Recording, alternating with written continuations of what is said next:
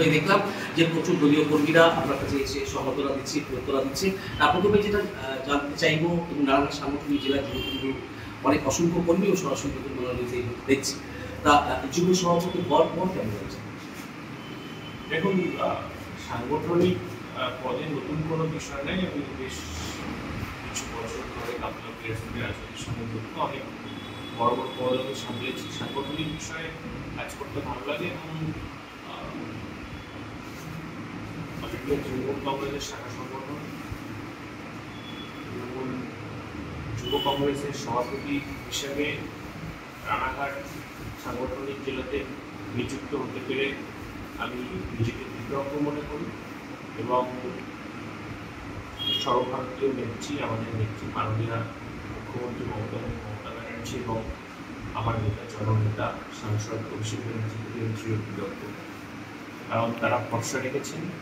এবং নিশ্চিতভাবে এই কথা আমরা বলতে পারি, রানাঘাট সাংগঠনিক জেলায় যুব তৃণমূল কংগ্রেসকে সংঘবদ্ধভাবে লড়াইয়ের ময়দানে নামানো এবং 2026-এ আশানুরূপ ফল লাভের ক্ষেত্রে যুব তৃণমূল কংগ্রেসের অন্যতম গুরুত্বপূর্ণ ভূমিকা থাকবে।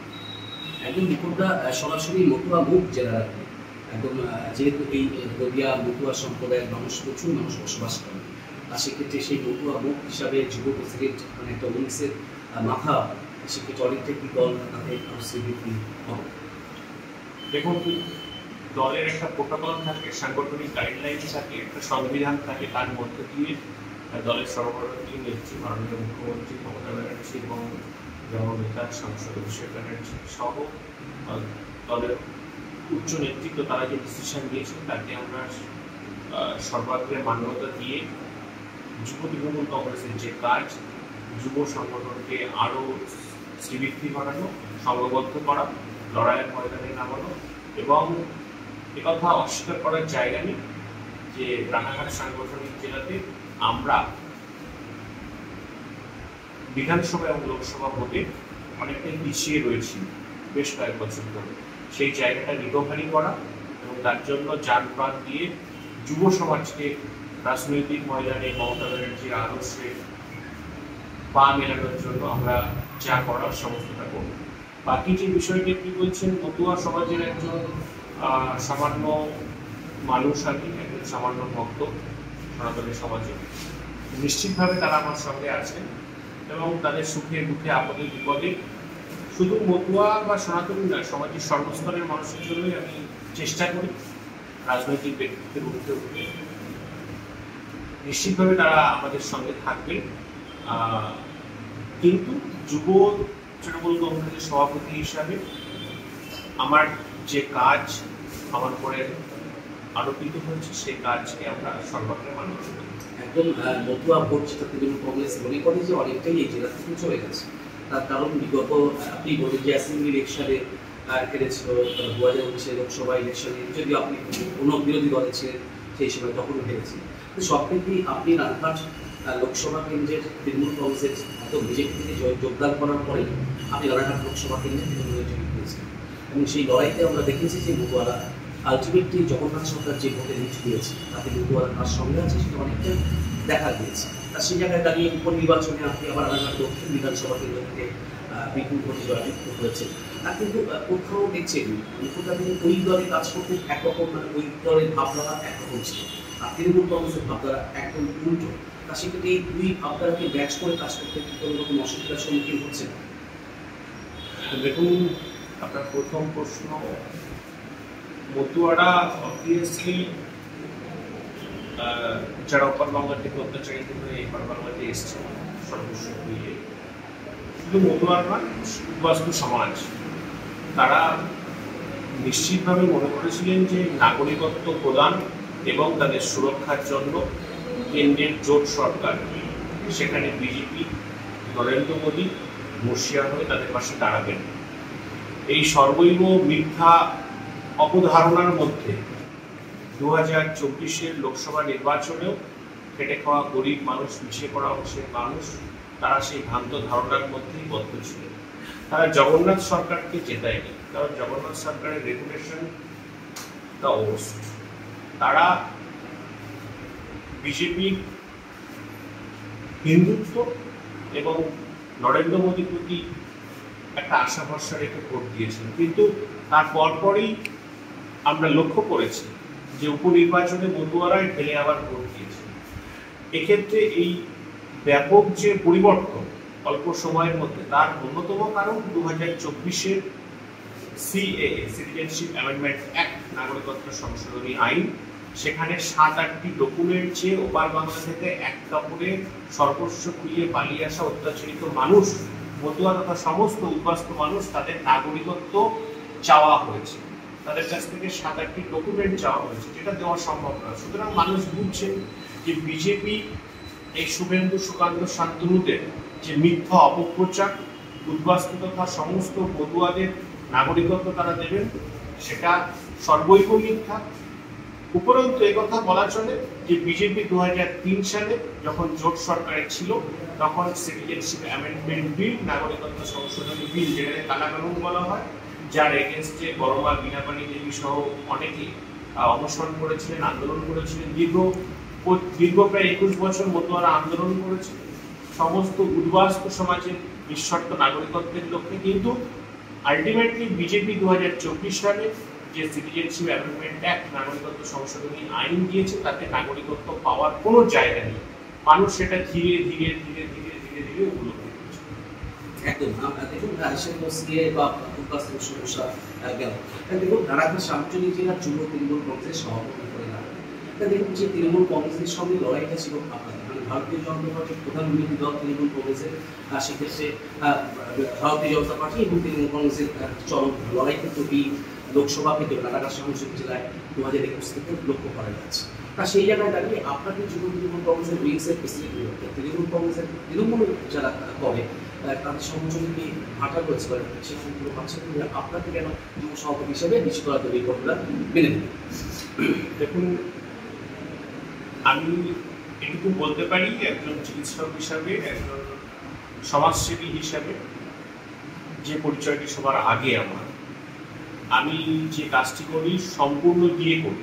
আর যখন আমি ভারতীয় জনতা পার্টি প্রায় 6 বছর তাদের সঙ্গে যুক্ত ছিলাম এবং 100% দিয়ে 100% সততা, নিষ্ঠা, পরিশ্রমের সঙ্গে এবং জোর গলায় বলতে পারি অন্যান্য যে কোনো নেতৃত্ব থেকে অনেক বেশি ডেডিকেশন দিয়ে আমি পার্টিটা করেছি। এবং আপনারা লক্ষ্য করে থাকবেন 2024-এ আমি যখন তৃণমূল কংগ্রেসে মমতা ব্যানার্জির উন্নয়নে পাশে গিয়েছিলাম, যখন দেখেছিলাম যে অর্থের বিনিময়ে বিজেপিতে টিকিট বিক্রি হচ্ছে এবং অপদার্থ যারা সমাজের জন্য, মানুষের জন্য, পার্টি তো দূরের কথা ভাবে না, তারা নেতৃত্ব দেবে। সুতরাং আমি মনে করি যে মতুয়ারা সিংহ শাবক, তারা কখনো একটা ভেড়ার নেতৃত্বে চলতে পারে না। সেই জায়গায় দাঁড়িয়ে সমাজের কাজ করার জন্য নিশ্চিতভাবে মতুয়াদের তো বটে ছিলেন জেপি নাড্ডা, বিজেপি সর্বভারতীয় সভাপতি।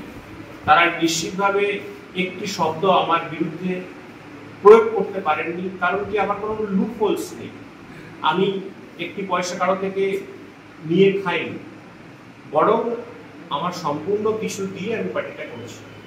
এবার আসলে 2024-এর দল বদল এবং তার পরবর্তী সময়, সেখানেও আমি ধীরে ধীরে অল ইন্ডিয়া তৃণমূল কংগ্রেসের নীতি, আদর্শ, মমতা ব্যানার্জির উন্নয়ন, মমতা ব্যানার্জির ফাইট, তার জীবন আদর্শ, সেটাকে উপলব্ধি করা, শেখা এবং সেই সঙ্গে সঙ্গে পার্টির ভাবধারার সঙ্গে নিজেকে মিশিয়ে দেওয়ার চেষ্টা করেছি। এবং সর্বস্তরের কর্মী, নতুন পুরনো নেতৃত্ব, নির্বাচিত প্রতিনিধি, প্রত্যেকের দুয়ারে আমি গেছি ভোটের সময় এবং সকলের সঙ্গে মিশে, সকলকে সঙ্গে নিয়ে, সকলের পাশে থেকে ঐক্যবদ্ধ তৃণমূল কংগ্রেস তৈরি করার ক্ষেত্রে বদ্ধপরিকর একজন সৈনিক আমি। সেই হিসেবে দলনেত্রী এবং মাননীয় সাংসদ অভিষেক ব্যানার্জি যে দায়িত্ব আমার উপরে অর্পণ করেছেন, সেটা আমি মনে করি অত্যন্ত গুরু দায়িত্ব। বিশেষ করে রানাঘাটের পবিত্র ভূমিতে, যেখানে কঠিন লড়াই, আমি কঠিন লড়াই বলবো কারণ কি বাস্তবকে স্বীকার করে নিয়ে আমাদের লড়াইয়ের ময়দানে নামতে হবে। এবং আমার জেলার সম্মানীয় চেয়ারম্যান, দক্ষিণপন্থী আন্দোলনের অন্যতম একজন পুরোধা বলা চলে, সম্মানীয় শঙ্কর সিং মহাশয় রয়েছেন, তার নেতৃত্বে জেলা সভাপতি সম্মানীয় দেবাশিস গাঙ্গুলি পুনর্নির্বাচিত হয়েছেন তাদের নেতৃত্বে, এবং সকলকে নিয়ে আমরা ঐক্যবদ্ধ তৃণমূল যুব কংগ্রেস তৈরি করার কথা। একদম মুকুলদা, দেখুন সামনে বিধানসভা নির্বাচন, আপনি দোলারাঘাট দক্ষিণ বিধানসভা কেন্দ্রের বিধায়ক, তার সাথে যদি দল আপনাকে আবারও টিকিটে বা এমএলএ টিকিটে বা বিধানসভা টিকিটে আপনাকে প্রতিদ্বন্দ্বিতা করে, আপনি কোন সিটটা পছন্দ করেন? দেখুন, এইটা স্পষ্ট করে আমার হাতে নেই, এবং এখানে আমাদের অপশনও থাকে না, যেটা দলনেত্রী মাননীয় মুখ্যমন্ত্রী মমতা ব্যানার্জি এবং যুব নেতা আমার নেতা সংসদ অভিষেক ব্যানার্জি এবং সর্বভারতীয় তৃণমূল কংগ্রেস উচ্চ নেতৃত্ব যে কমিটি আছে, তারা যে সিদ্ধান্ত নেবেন তাকে শিরোধার্য করে লড়াইয়ের ময়দানে আমরা নামবো। কিন্তু আমি নিশ্চিত যে পার্টি এক নির্দিষ্ট সময়ে আমাদেরকে নক করবেন, কোন বিধানসভা কেন্দ্রে তারা আমাদেরকে প্রেফার করবে যারা রানিং দলে রয়েছে। নিশ্চিতভাবে আমরা চাইব যে যারা এমএলএ আমরা আছি, আমাদের বিধানসভা তো বটেই, প্রত্যেকটা বিধানসভাতে আমরা জয়। তার মানে দল তো দিতেই পারে যে কোনো জায়গায় আপনাকে দলের সেটা, তো আপনার সুবিধা হয় কোন বিধানসভায়? দেখুন, দল তো আমাকে তৃণমূল যুব কংগ্রেস রানাঘাট সাংগঠনিক জেলার সভাপতি নির্বাচিত করেছে, সুতরাং জেলার প্রত্যেকটি প্রান্তই আমার, জেলার প্রত্যেকটি প্রান্তই অল ইন্ডিয়া তৃণমূল কংগ্রেসের। আমাদের নবদ্বীপ থেকে শুরু করে হরিণঘাটা প্রত্যেকটা বিধানসভায় প্রত্যেকটা অঞ্চলে কাজ করতে হবে, ঐক্যবদ্ধ সংগ্রাম গড়ে তুলতে হবে, মমতা ব্যানার্জির উন্নয়ন ভাবধারা আদর্শকে আরো বেশি করে ছড়িয়ে দিতে হবে, সাংসদ অভিষেক ব্যানার্জির লড়াইকে মানুষের কাছে পৌঁছে দিতে হবে। তার মধ্য দিয়ে পার্টি যেটা মনে করবে সেটা আমার কাছে শিরোধার্য। আপনার কোনো চয়েস হবে না, আপনার আমি বলছি সুবিধা, মানে দীর্ঘদিন আমাদের এরকম চয়েস থাকে না। এবং আপনি যদি দেখেন আমার রাজনৈতিক কেরিয়ার, আমি সারা জেলা জুড়ে আগেও কাজ করতাম, এখনো আমি সেই চেষ্টাই করি। একদম মুকুলদা, দেখুন মতুয়া মুখ বলতে যেটা কোনো আরো অবকাশ করার থাকে না, কারণ বিভিন্ন মতুয়া সভা থেকে মতুয়া মহাসম্মেলন এবং মতুয়াদের বিভিন্ন কর্মসূচিতে আমরা আমাকে দেখতে পাই। তা সেক্ষেত্রে ওই যে বলছেন রানাঘাট লোকসভা বা রানাঘাট সাংগঠনিক জেলা মোটামুটি 9খানা হয়তো এমএলএ সিট, বিধানসভা সিট, সেখানে দাঁড়িয়ে উপনির্বাচনে আপনারা প্রিয়া প্রযোজ্য গোস্বামী 2জন, 8 নম্বর থেকে নন্দদা, এই 3জন বিধায়ক রয়েছে, মানে 6জন বিধায়ক তৃণমূল কংগ্রেস গত 21 বিধানসভা নির্বাচনে পায়। তা সেক্ষেত্রে 2026-এ এই জেলাকে ঘুরে দাঁড়ানোর জন্য অ্যাটলিস্ট আপনি যেহেতু যুব সভাপতি একদম যুবই কোনো সংগঠনকে এবং আগামী ভবিষ্যৎ, তা সেক্ষেত্রে সংগঠনকে কীভাবে এগোলে যে মোটামুটি রিকভারি করার জায়গা পায়, তার কারণ এই মুহূর্তে আপনাদের অনেকটাই ব্যাক করতে হবে। 26,000 শিক্ষকের চাকরি বাতিল, একদিকে কার্যকর ঘটনা, একের পর এক কিছু যেগুলোকে দলকে বিড়ম্বনা করে আছে। তা সেই জায়গায় দাঁড়িয়ে আপনারা যুব সংগঠনের পক্ষ থেকে প্রথম কর্মসূচি কী করছেন? কি আমরা সবার আগে সংগঠনের দিকে নজর দেব। জেলা কমিটি, ব্লক কমিটি, অঞ্চল কমিটি, প্রত্যেকটি জায়গায় নতুন ফ্রেশ মুখকে তুলে আনা এবং মাদার সহ অন্যান্য সংগঠনের সঙ্গে সমন্বয়ের মাধ্যমে, আলোচনার মাধ্যমে, তাদের গাইডেন্সের মাধ্যমে ঐক্যবদ্ধ যুব শক্তিকে জাগ্রত করা। দ্বিতীয়ত, আপনারা যে মতুয়া সংগঠন বা মতুয়া জনসংখ্যার কথা বলছেন, সারা ভারতবর্ষে সর্বাধিক মতুয়া জনঘনত্বপূর্ণ জেলা রানাঘাট সাংগঠনিক জেলা। আমরা যদি রানাঘাট লোকসভায় দেখি 64% এসসি, টোটাল পপুলেশনের 50% প্রায় মতুয়া। এবং আমি যদি আমার রানাঘাট দক্ষিণ বিধানসভা দেখি, 90 রানাঘাট দক্ষিণ বিধানসভাতে 74% এসসি এবং 57% টোটাল পপুলেশনের মতুয়া। তো সুতরাং মতুয়াদের একটা মেজর রোল রয়েছে। বিভিন্ন বিধানসভাতে কোথাও 80-90% মতুয়ারা রয়েছে, কোথাও 60% রয়েছে, কোথাও 35% রয়েছে। তো এই জায়গাগুলো আমাদেরকে বুঝতে হবে এবং সংগঠন নিশ্চিতভাবে যাতে করে যে মতুয়ারা, যে উদ্বাস্তুরা মমতা ব্যানার্জিকে 2011 সালে ক্ষমতা আনার ক্ষেত্রে সর্বাধিক গুরুত্বপূর্ণ পদক্ষেপ নিয়েছিলেন, তারা যাতে আবার মমতা ব্যানার্জির উন্নয়নের জোয়ারে ফিরে আসে।